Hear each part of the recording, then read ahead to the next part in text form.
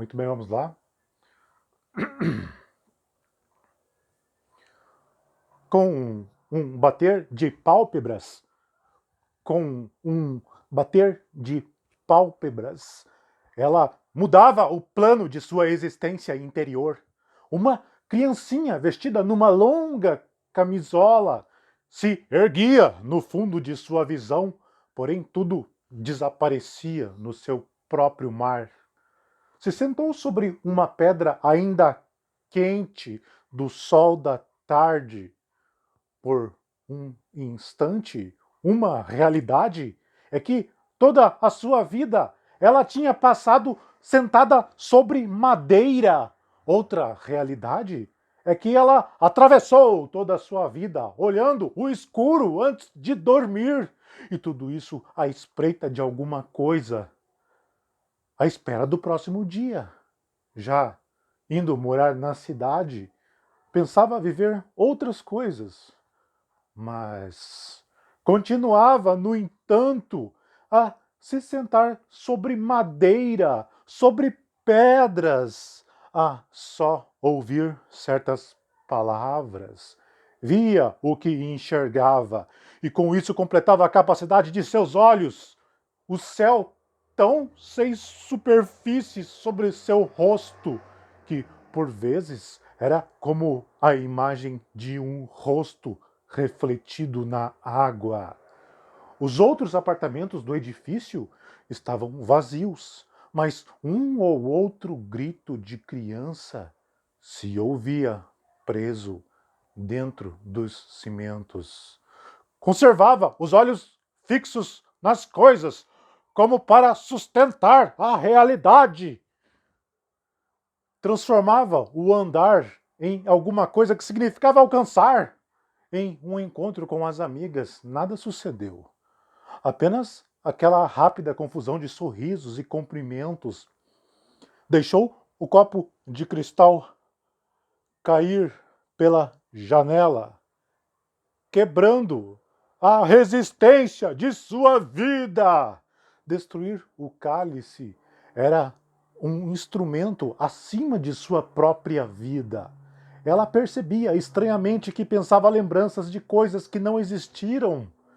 O jantar era um sucesso porque nenhum pedaço de galinha tinha saltado do prato, porque ninguém havia comido a ponto de se sentir infeliz. Só aquela plenitude. Que mais um momento isso seria incômoda. E de repente, tão natural era a vida. Teve a intuição funda de que era bom viver, mas aquilo terminaria. Aqueles instantes no jantar bem-sucedido misturado a um prazer calmo e morno no estômago, vindo da comida. Aquele momento que reunia numa lembrança compacta aqueles minutos, ela ela bebia. Era licor de anis. O pai, ela bebia. Era licor de anis. O, ela bebia. Era licor de anis. Ela bebia. Era licor de anis. O líquido grosso, na infância o pai trazia balas de anis e ela chupava a bala sozinha no mundo. Ainda o mesmo gosto se prendendo à língua, como uma mancha. Aquele gosto triste de incenso. Ah,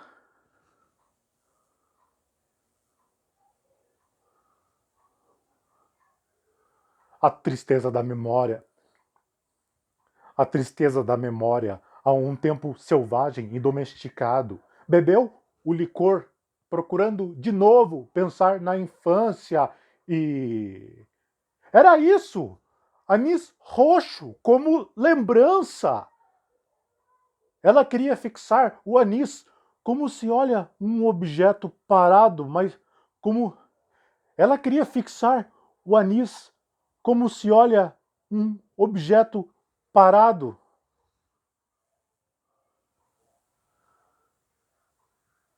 Ela queria fixar o anis como se olha um objeto parado.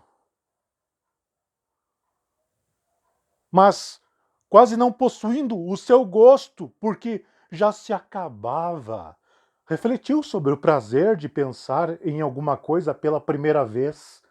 Parava um gole na boca, sem engolir, para possuir o anis presente, mas o anis se recusava a dar seu gosto enquanto parado na boca.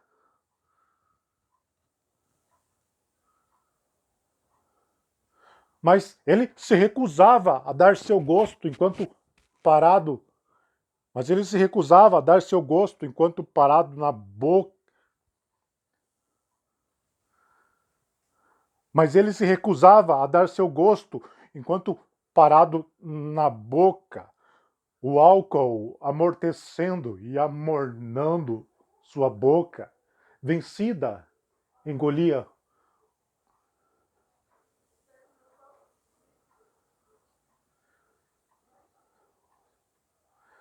Mas ele se recusava a dar seu gosto enquanto parado, o álcool amortecendo e amornando sua boca. Vencida, engolia o líquido já velho. Ele descia a garganta e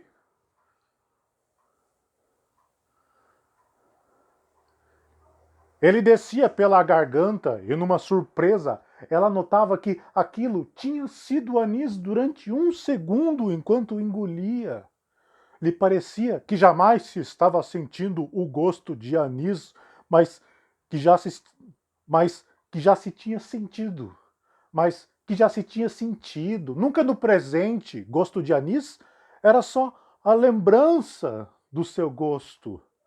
Depois que acontecia, se ficava pensando a respeito, e esse pensamento a respeito era o gosto de anis.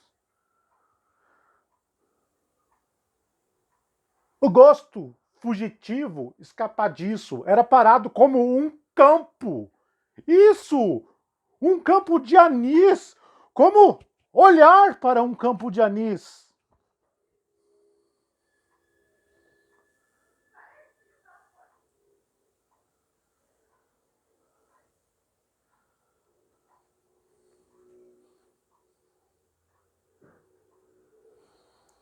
Anis, pensava ela distraída. Recomeçou a viver do fato de estar sentada numa poltrona. Olhava quase aterrorizada o além de uma cadeira. Depois sentiu uma pálida parada da vida. Uma pálida parada da vida. Viu a si mesma sentada na poltrona, o corpo fechado dentro de si próprio.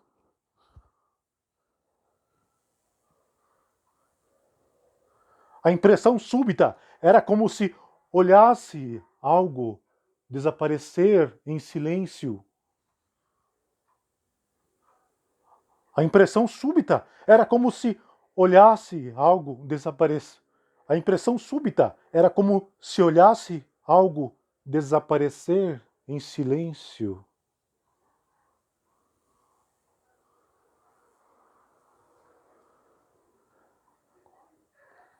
Agora lhe pareceu que sua vida era algo assim imóvel e leve ao redor dela mesma. Era como se ela se dissolvesse e mergulhasse na própria matéria dissolvida e na leitosa e translúcida obscuridade de si própria. Oi?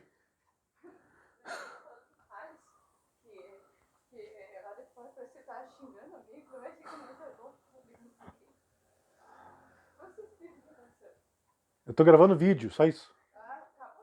Não, tô gravando ainda.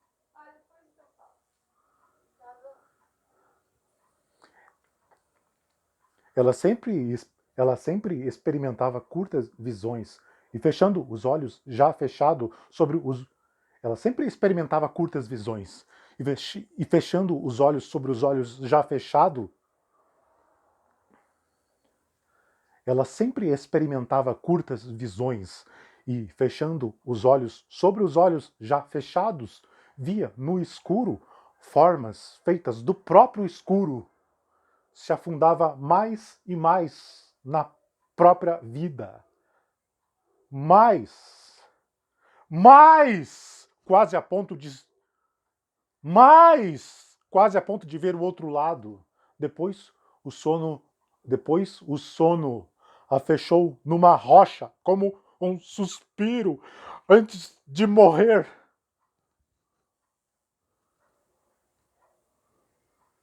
Nada mais podia ver através do sono, e se sonhasse, jamais saberia. Com a necessidade de cumprir os pequenos deveres, atravessava o dia e havia a espera. Ela se ligava a algo que misteriosamente, ela se ligava a algo que misteriosamente era ligado através da distância. Se a custou a se habituar com o novo apartamento.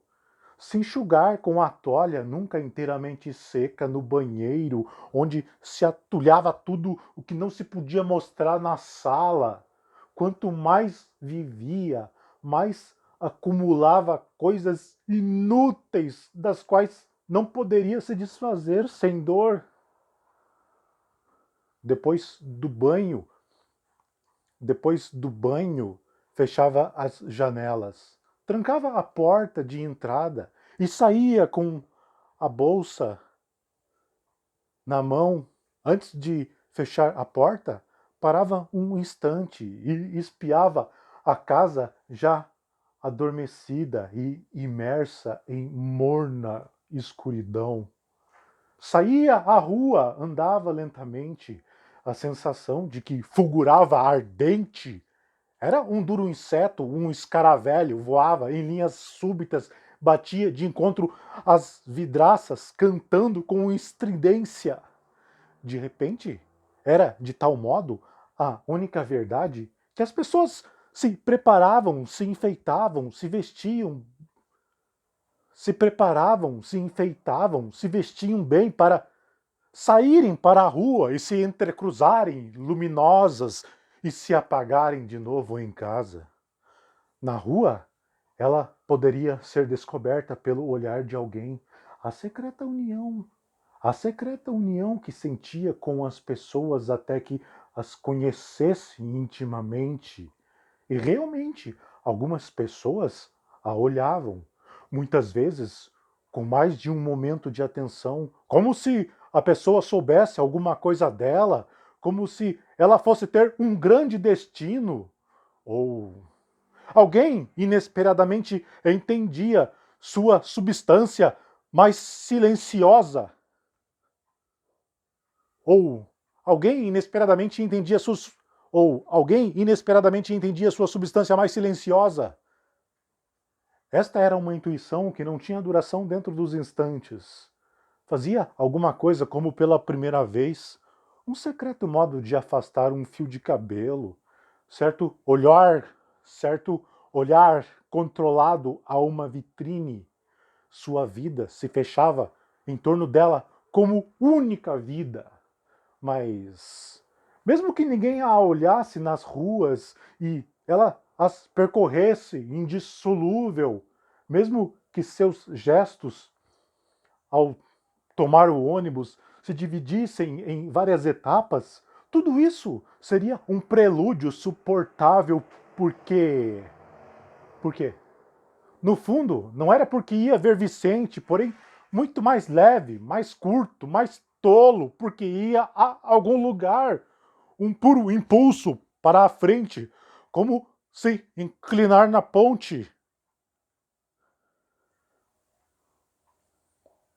como despertar sem nenhuma, como despertar sem nenhuma sensação e devagar se recordar de um pouco de fome misturado ao cheiro de café com leite e sol e as roupas na cadeira.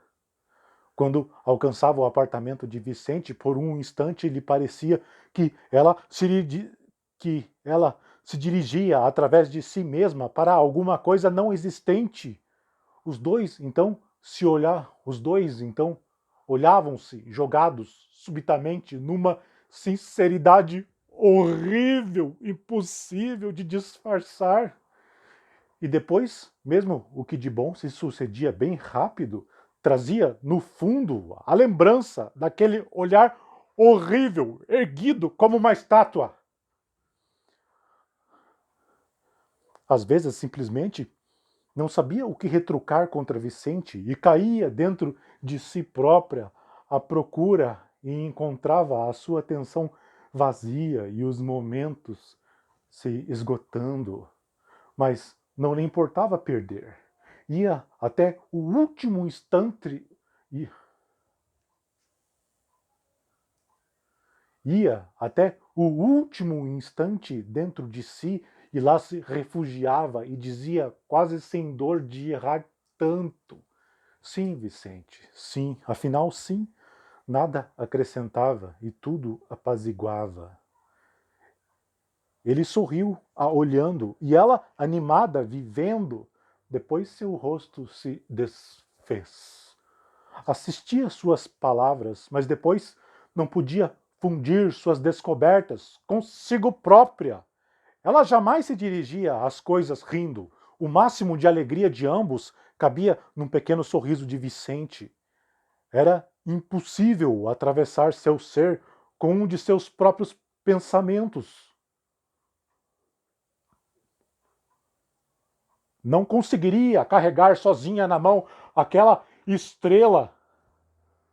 Não conseguiria carregar sozinha na mão aquela rápida estrela que em momentos já perderia a forma. E esse era, pois, o segredo da vida. Jantavam juntos qualquer coisa à noite, depois regressava. Ela sentia que voltava, saltava do ônibus e andava o pequeno trecho a pé. Abria a porta, subia, olhava um momento as coisas antes de apertar o interruptor da luz. Neste gesto, se ligava a tudo, sem tocar em nada. Deitava e puxava os lençóis brancos na escuridão. Vinha o momento quieto antes do sono, como se ela caísse então no seu verdadeiro estado. E esse momento era tão profundamente quieto que dissolvia o dia inteiro, se projetava para dentro da noite, olhando o escuro. É bom sorrir um pouco, tinha dito Vicente. É a melhor atitude em face da vida. Desde sempre ele gostava de falar na face da vida. Deixou, deixou de vê-lo, depois se passou muito tempo. Um dia a porta se abriu, era Daniel. Ela interrompeu um pensamento qualquer para sempre.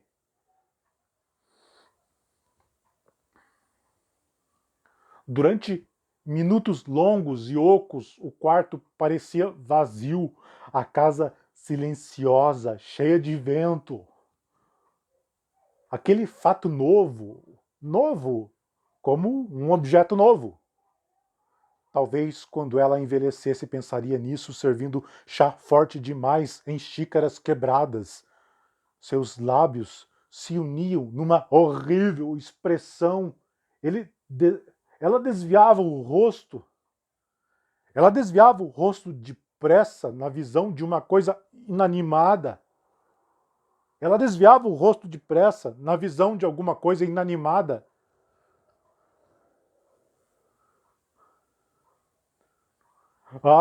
Entrar numa região mais perfeita. Entrar depressa. Entrar depressa numa região mais perfeita.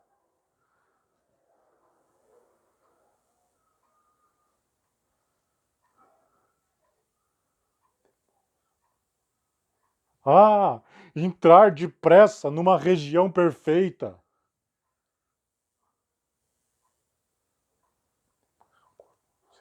Depois, o corpo se retinha, tenso. Depois, o corpo se retinha, tenso. Depois, o corpo se retinha na tensão muscular, como se quisesse ficar ali confuso e atrapalhado, tremendo, ou fugir ao máximo daquela vida morna. Depois, ele foi lançado no centro da mulher, lá onde latejava o sangue do mundo. Se pegava num livro, nele encontrava um movimento viscoso. Mesmo se buscava um ensaio sobre máquinas de tração, encontrava palavras se alinhando. O caminho em busca de uma ideia. Ah, a necessidade de ser feliz, quase a necessidade de falar antes de morrer. Tudo isso parecia erguê-la pelo espaço, como se suportasse um jato de ar macio por baixo do corpo e fosse ela própria uma bolha assustada no momento em que o jato cessasse.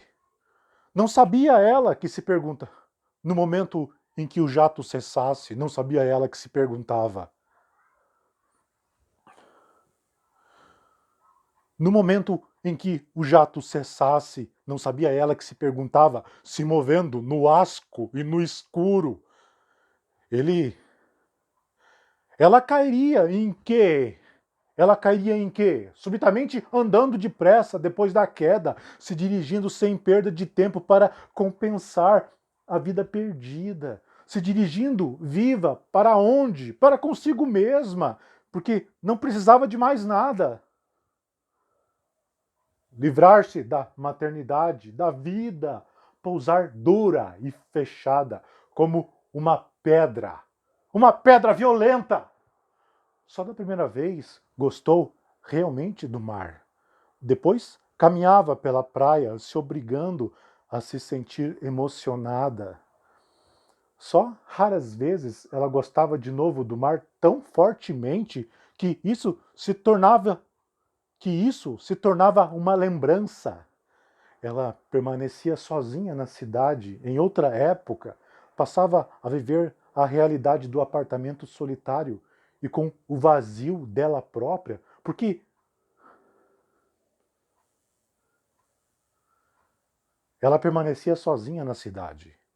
Em outra época, passava a viver a realidade do apartamento solitário e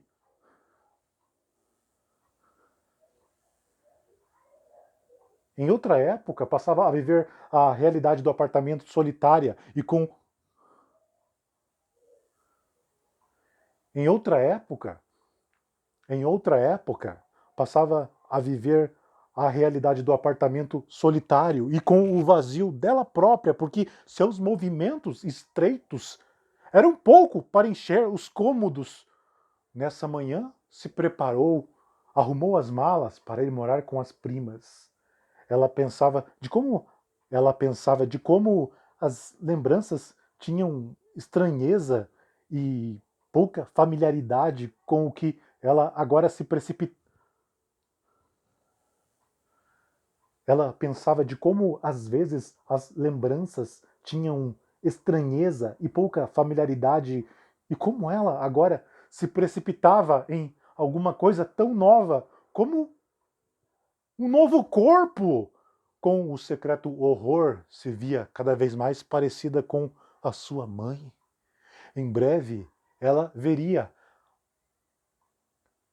aquela pobre casa que só havia na sala sombria e nada extraordinária, algo que sobressaltava e que alertava, porque continha uma intimidade envolvente, como uma banheira suja de estranhos, onde fosse preciso se despir e se pôr em contato brusco com eles.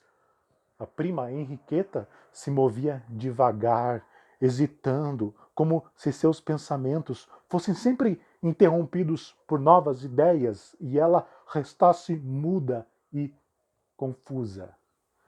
Entraram na sala, na quase escuridão onde se achava Arlete.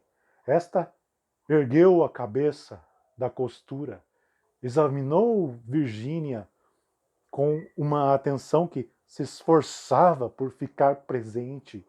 Arlete era pequena, Arlete era pequena. Seu rosto se afinava em engulhas atentas e distraídas. A espinha dorsal tinha se quebrado. O peito salientava em ponta sobre os olhos cansados e doentios. Parecia fraca e mordaz. Virgínia arrastou suas malas.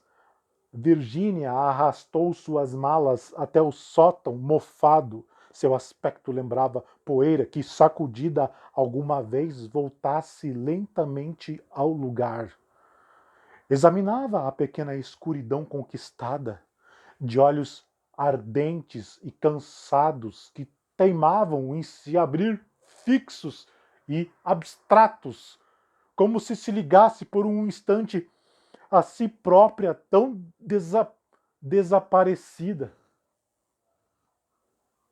Tão desaparecida. Ao silêncio recolhido e atento, suspirou, enfim, e lentamente, e olhando em torno, pensativa, começou a viver naquela casa sombria.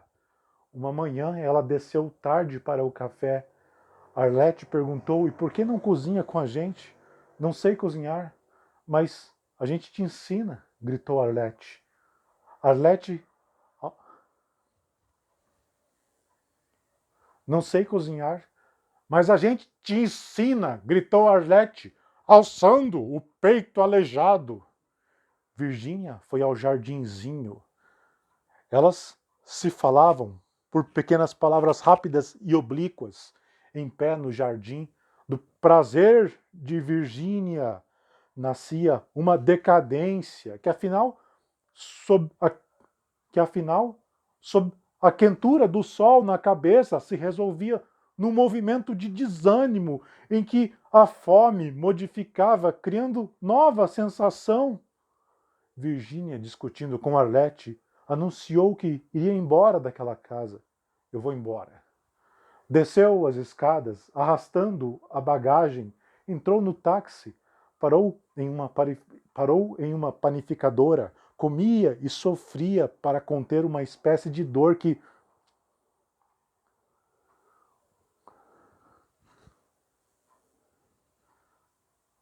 comia e sofria para conter uma espécie de dor que lhe subia do corpo até a garganta.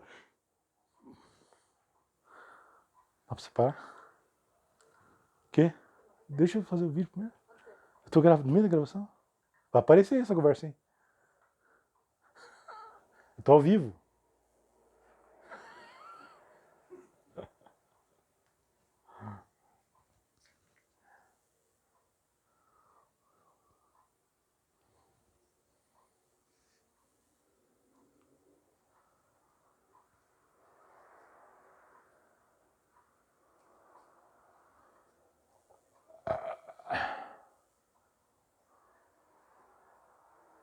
Comia e sofria para conter uma espécie de dor que lhe subia do corpo até a garganta e que ela disfarçava com um sorriso.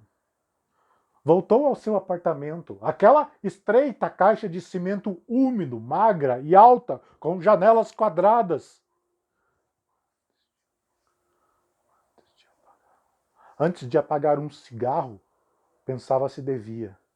Lhe parecia então que tragava a pequena dúvida, mas que nunca essa iria se dissolver inteiramente no seu interior.